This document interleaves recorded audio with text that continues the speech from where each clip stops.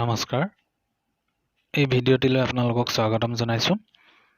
আজি আমি class 9ৰ the lake isle of Innisfree নামৰ কবিতাটোৰ বিষয়ে আলোচনা কৰিবলৈ আগবাঢ়িছো কবিতাটোৰ কবি হৈছে উইলিয়াম বাটলাৰ ইয়েটছ আমি পুনে কবিতাটোলৈ আগবাঢ়িছো the lake isle of Innisfree I'll arise and go now and go to Innisfree and a small cabin build there of clay and wattles made 9 bean rows will I have there a hive for the honeybee and live alone in the bee loud glade and I shall have some peace there for peace comes dropping slow dropping from the veils of the morning to where the cricket sings their midnights all a glimmer and noon a purple glow and evenings full of the linnet's wings. I'll arise and go now, for always night and day. I hear the lake water lapping with low sounds by the shore, while I stand on the roadway or on the pavement's grey. I hear it in the deep heart's core. William Butler Yeats এইটো আছিলে কবিতা যেটো আমি text বুকত পাইছো এই কবিতাটোৰ কবি the poet and the poem আৰু কবিতাটোৰ বিষয়ে আমি জানি লওঁ William Butler Yeats is the poet of the poem the lake isle of Innisfree ইতিমধ্যে আমি গম পাইছো যে এই কবিতাটোৰ কবিজনৰ নাম হৈছে উইলিয়াম বাটলাৰ ইয়েটছ ইয়াৰ পাছত he is a very sensitive poet with his utmost love to nature and its elements আৰু আমি গম পাইছো যে তেওঁক এনে এজন কবি যাৰ প্ৰকৃতি আৰু প্ৰকৃতি উপাদানবিলাকৰ প্ৰতি অত্যন্ত মৰম আছে আৰু তাৰ কবিতাবিলাকত এইটো প্ৰকাশ পায় he discovers through his poems the mental peace and harmony and describes the satisfaction he gets while remembering his childhood days বিশেষকৈ তেওঁৰ ল'ৰালিকালৰ বিষয়বস্তুসমূহ তেওঁ ইয়াত উপস্থাপন কৰে আৰু এই কবিতাবিলাকত তেওঁৰ আমি মানসিক যিটো প্ৰশান্তি আৰু শান্তিৰ বিষয়ে আচলতে তেওঁৰ কবিতাবিলাকত উল্লেখ কৰে আৰু আমি যদি চাওঁ কবিতাটোৰ যিটো পটভূমি সেই পটভূমিৰ বিষয়ে আমি জানিব পাৰোঁ যে the isle of Innisfree is an uninhabited island within Lough Gill in County Sligo Ireland near which W.B.Yeats spent his summers as a child. Yeats describes the inspiration for the poem coming from sudden memory of his childhood while walking down Fleet Street in London 1888. এই কবিতাটোৰ যিটো পটভূমিটো হ'ল কি W.B.Yeats যেতিয়া লণ্ডনৰ fleet ষ্ট্ৰীটেদি এদিন খোজকাঢ়ি গৈ আছিল 1888 চনৰ কথা সেই সময়ত তেওঁ হঠাতে তেওঁৰ মনলৈ আহিছিলে তেওঁৰ ল'ৰালি কালৰ তেওঁৰ শিশুকালৰ কাউণ্টি স্লিগো আয়াৰলেণ্ডৰ লাভ হিলত থকা যিটো ইনিছফ্ৰী নামৰ কোনোদিন মানুহ বসবাস নকৰা এটা আইলেণ্ড বা আইল যিটোক আমি কওঁ দ্বীপ হ্ৰদৰ মাজত থকা দ্বীপ সেই দ্বীপটোৰ সেই স্মৃতিখিনিক আচলতে তেওঁৰ কবিতাটোত উপস্থাপন কৰিছে He considers the mental peace and tranquility that inherits contentment and self-satisfaction.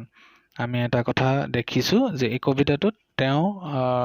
তেওঁৰ কবিতাৰ যিটো আসলে বৈশিষ্ট্য এই বৈশিষ্ট্যটো হৈছে কি তেওঁ মানসিক প্ৰশান্তি আৰু শান্তিপূৰ্ণ পৰিৱেশে কেনেদৰে আত্মসন্তুষ্টিৰ মনোভাৱ মানুহৰ ক্ষেত্ৰত সৃষ্টি কৰে সেই বিষয়ে ইয়াত উল্লেখ আছে আমি কবিতাটোত প্ৰথমে আমাৰ কবিতাটোৰ আৰম্ভণিতে দিয়া আছে this well known poem explores the poet's longing for the peace and tranquility of Innisfree a place where he spent a lot of time as a boy this poem is a lyric গতিকে এইটো ইতিমধ্যে আমি গম পাইছো যে তেওঁৰ শিশুকালৰ এক স্মৃতিক আঁতৰি আচলতে তেওঁ কবিতাটো লিখিছে the lake isle of Innisfree I'll arise and go now ইতিমধ্যে আমি এই ষ্টেঞ্জাটো গাইছোৱেই ষ্টেঞ্জাটো পুনৰ নাগাওঁ ইয়াত ষ্টেঞ্জাৰ প্ৰথমতে ফাৰ্ষ্ট ষ্টেঞ্জাটোত কি ধৰণৰ কোনখিনি কথাই সন্নিৱিষ্ট কৰিছে কবিয়ে সেই বিষয়ে আমি আলোচনা কৰিবলৈ আগবাঢ়িছো the poet rises and has decided to go to Innisfree কবিয়ে সিদ্ধান্ত লৈছে যে তেওঁ Innisfree-লৈ যাব He wants to build a small cabin using clay and wattles to live in আৰু তেওঁ কি কৰিব বিচাৰিছে তেওঁ এটা স্মল কেবিন সৰু এটা কেবিন বনাব বিচাৰিছে সৰু এটা কোঠাযুক্ত এটা সৰু ঘৰ জুপুৰি সদৃশ এটা ঘৰ বনাব বিচাৰিছে যিটো এটা কোঠা বনাব বিচাৰিছে আচলতে কেবিন বুলি ক'লে কোঠা বুলি ক'লে বেছি শুদ্ধ হ'ব ক্লে এণ্ড ৱাটলছ আৰু ক্লে মাটি বোকা বা ইকৰাৰে হয়তো তেওঁ সেই কেবিনটো বনাব আৰু য'ত তেওঁ বসবাস কৰিব বিচাৰিব ইয়াৰ পিছতে the things he will prepare আৰু কি বস্তু তেওঁ আচলতে তাত সাজু কৰিব সেই দ্বীপটোলৈ গৈ Innisfree-লৈ গৈ পেলাই তাত 9 বিন ৰ'জ তেওঁ হয়তো 9 জোপা বা 9 শাৰী তেওঁ বিন ৰুব আৰু লগতে তেওঁ মৌমাখিৰ এটা চাক বনাব হয়তো মৌমাখিৰ হাইভ বনাব আৰু লগতে the poets wants to stay alone but do not want to miss the humming of bees bee loud glad and all other natural creatures কবিয়ে অকলে তাত থাকিব বিচাৰিব he wants to stay alone but কেতিয়াও মৌমাখিৰ গুণগুণনিখিনি তেওঁ হেৰুৱাব নিবিচাৰিব বা আন যিখিনি নেচাৰেল ক্ৰিয়েচাৰ্ছ আছে আন যিখিনি চৰাই চিৰিকটি নাইবা প্ৰাকৃতিক যিখিনি উপাদান আছে গছ গছনিৰ পৰা আৰম্ভ কৰি বতাহ সেই সকলোবিলাকৰ যিখিনি সৌন্দৰ্য বা তাৰ যিখিনি সেই উষ্মাখিনি হয়তো তেওঁ কবিয়ে নিজৰ লগত বিচাৰিব ছেকেণ্ড ষ্টেঞ্জাটোত কি আছে আমি এইটো চাওঁ ছেকেণ্ড ষ্টেঞ্জাটোত তেওঁ কৈছে that the poet will have some peace which comes slowly from the veils of bright morning to the place where cricket sings আৰু তেওঁ এনেকুৱা এটা দিন বিচাৰিব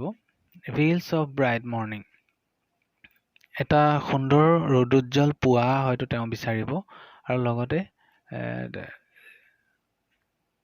জিলিৰ শব্দত হয়তো তেওঁ প্ৰশান্তি লাভ কৰিব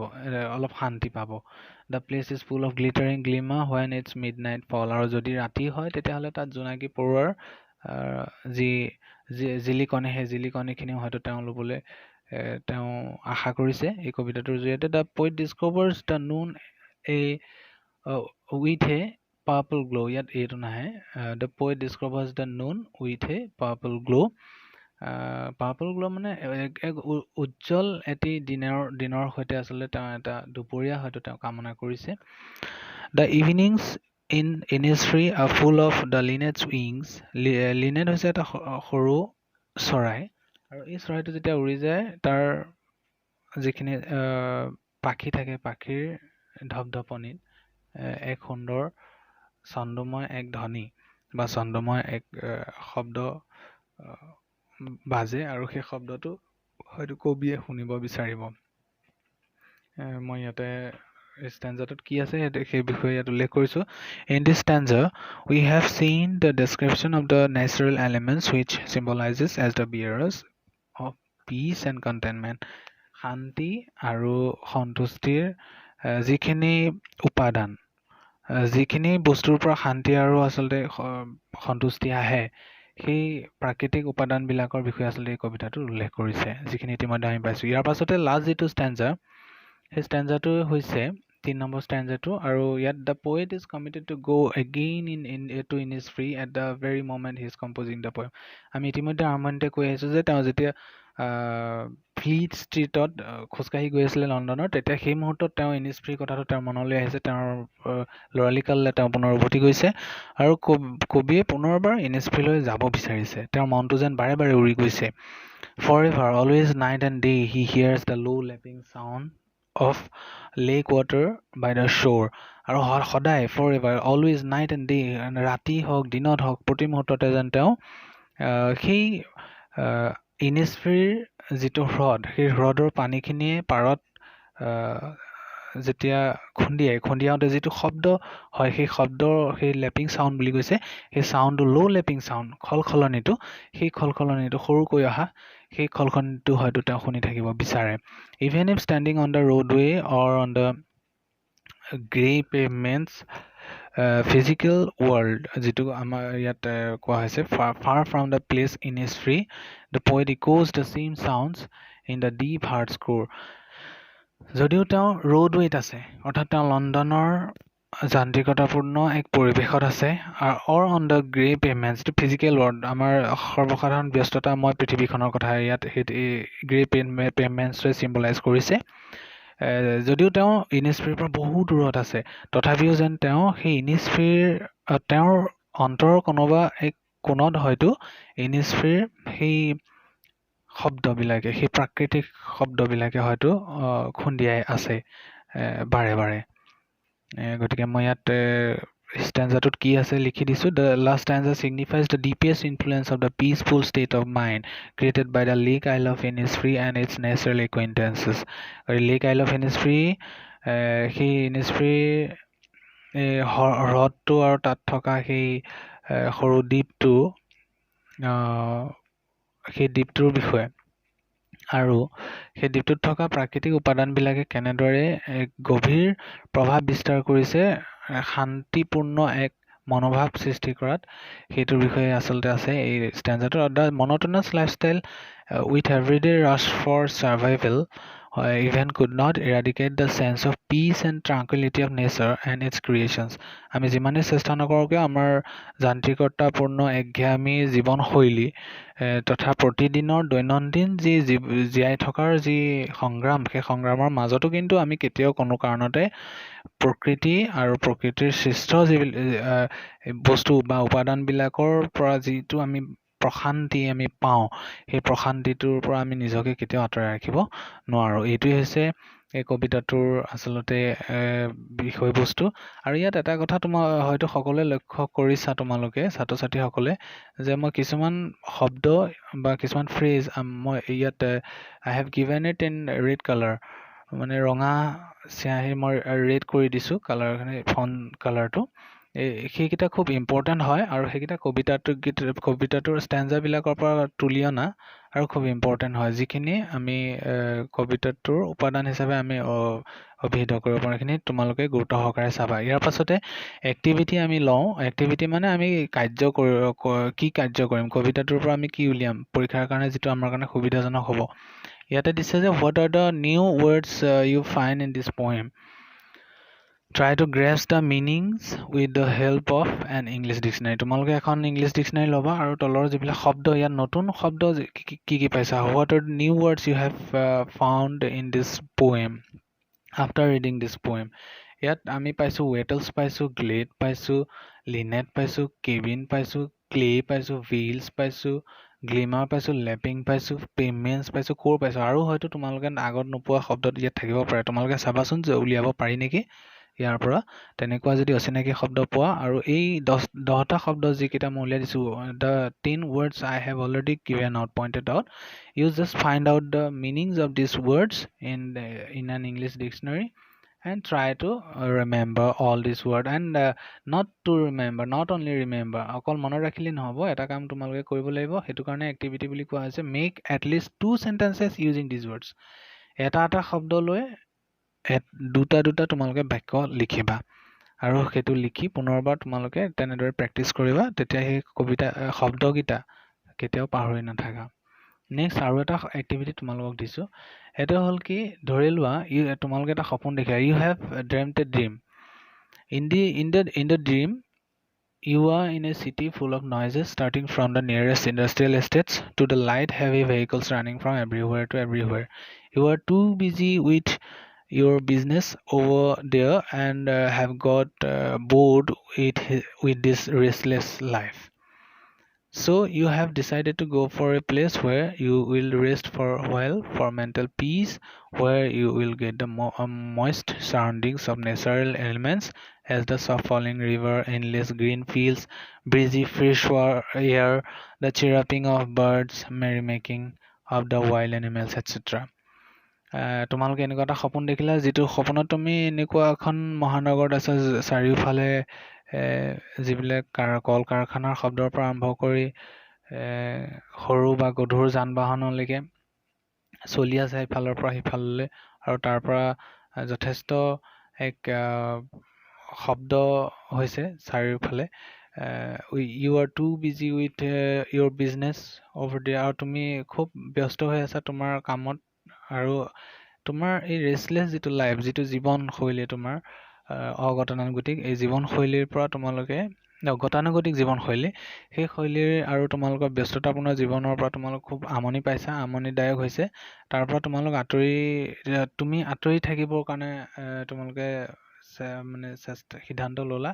আৰু অলপ মানসিক প্ৰশান্তিৰ কাৰণে তোমালোক এনেকুৱা এখন ঠাইলৈ গ'লা where you will get the moist surroundings of a natural environment, তাৰমানে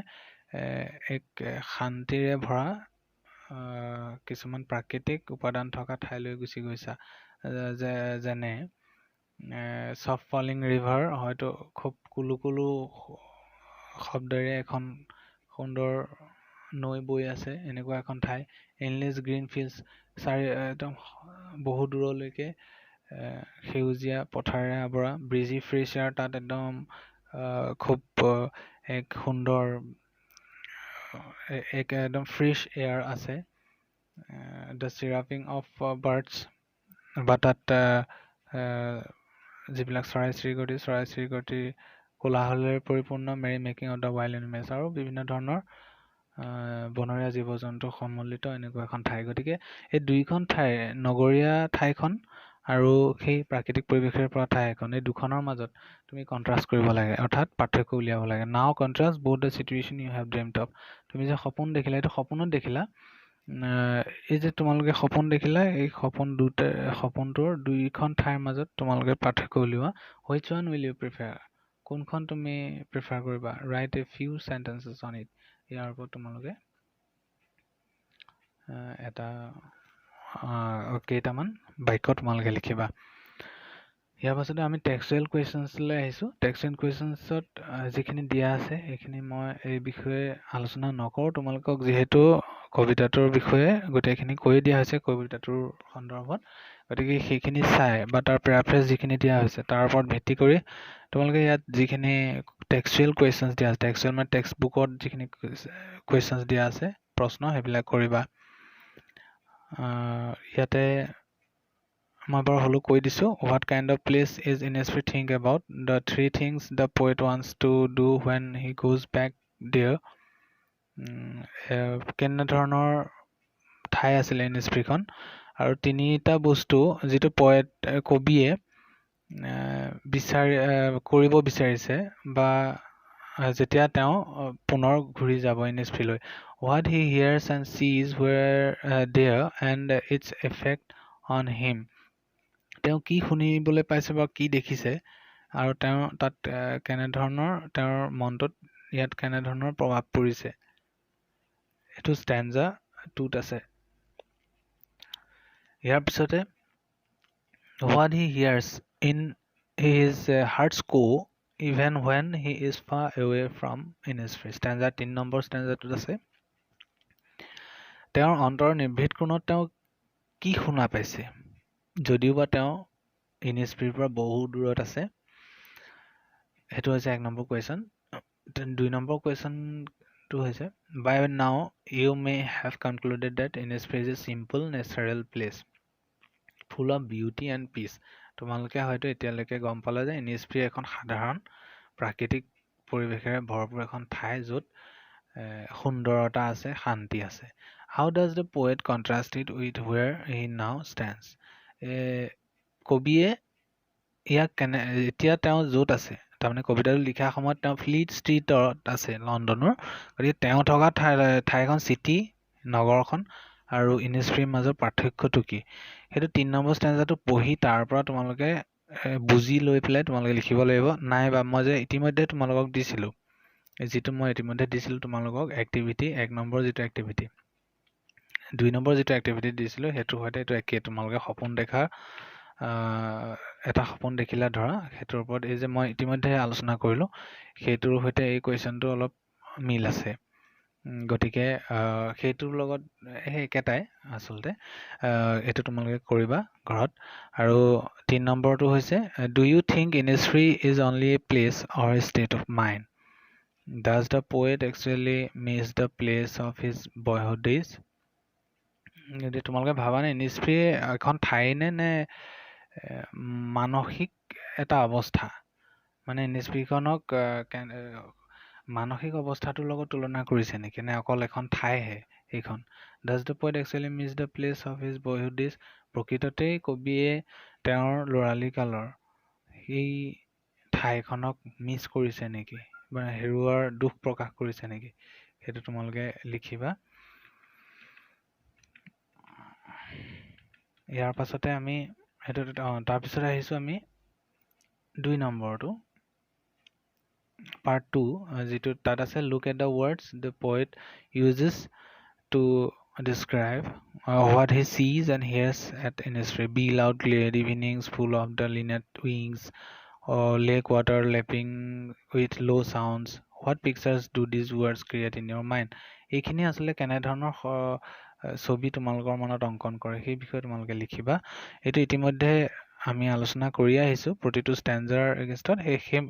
সেইখিনি ভালদৰে চালে তোমালোকে কৰিব পাৰিবা 2 নম্বৰত আছে look at these words peace comes dropping slow dropping from the veils of the morning to where the cricket sings what do these words mean to you what do you think comes dropping slow from the veils of the morning what does to where the cricket sings mean ইয়াত এই মই যে ফ্ৰেজখিনি যিখিনি ৰঙা ৰঙা আখৰেৰে যিখিনি দিয়া আছে সেই ফ্ৰেজখিনি আচলতে তাৰ বিষয়ে মই তাতে লিখিয়ে দিছোঁ তোমালোকে সেইখিনি চাই পেলাই ইয়াৰ কুৱেশ্যন আনচাৰখিনি কৰিবা ইয়াৰ পাছতে মই কেইটামান এডিশ্যনেল কুৱেশ্যনছ তোমালোকক দি দিছোঁ এডিশ্যনেল কুৱেশ্যনছ কেইটা where does the poet want to go stanza 1 নম্বৰত আছে সেইটো কৰিবা what will the poet build there stanza 1ত আছে what are the things the poet will have in Innisfree stanza 1ত আছে how does poet come how does peace come to the poet এটো stanza 2ত আছে এটো 2 number আছে how does the poet enjoy from